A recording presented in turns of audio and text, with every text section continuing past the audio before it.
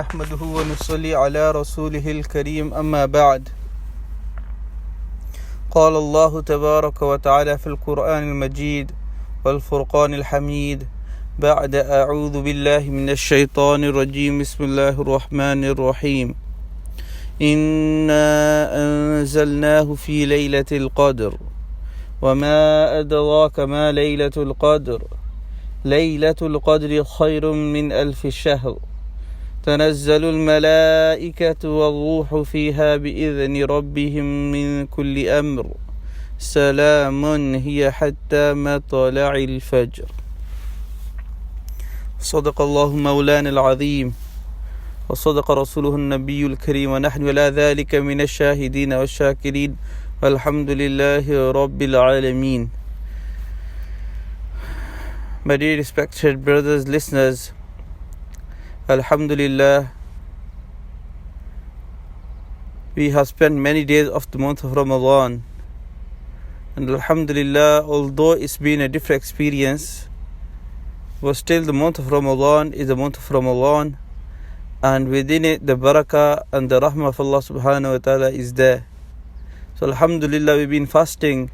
Alhamdulillah, brothers have been reading Taraweehs and the Taraweeh Salah, and brothers have been trying, sisters and mothers at home have been trying also to make the most out of this month of Ramadan. So as with everything in life, as with every anticipating event and every event that is huge, and when it arrives we have great passion for it and great devotion towards it. In the same way, the month of Ramadan, when it was arriving, we had in our mind that we're going to worship Allah subhanahu wa ta'ala to the best of our ability, and we are going to keep the fast and the Taraweeh Salah, and with all our other remaining 5 times Salah, we are going to fulfill them in the proper manner. And Alhamdulillah, in the beginning everybody tried their utmost best as well, but as we get through a certain period of time, then we start to relax. And in some circumstances, what happens is we actually start to become more lazy. So it's the same with the month of Ramadan. In the beginning, Alhamdulillah, there was the passion, the josh, and for that reason, my dear respected brothers, we made the most out of it. And maybe after that, the first 10 fasts, in the middle Ashra, we become a bit lazy. So for that reason, it's very important that we remind each other, we remind ourselves firstly, that this month of Ramadan, do we know that we are going to receive this month again in the coming year? We cannot promise ourselves. So what does that mean is that we have to think this Ramadan to be like as if it is a golden opportunity for us, and we have to make the most out of it. And now the remaining days are very important also. At the moment we're in the second Ashra, and then we are heading towards the final Ashra. In the final Ashra, there are 2 very important things. There is the Sunnah Itikaf, and there is the night of Qadr. So I want to talk a bit about the night of Qadr, Laylatul Qadr. This is a very important night, and this is a night, Alhamdulillah, this year and these few years, the Ramazans that have been the time of the year that we're in at the moment, and the time that Ramadan falls upon, the nights are very short.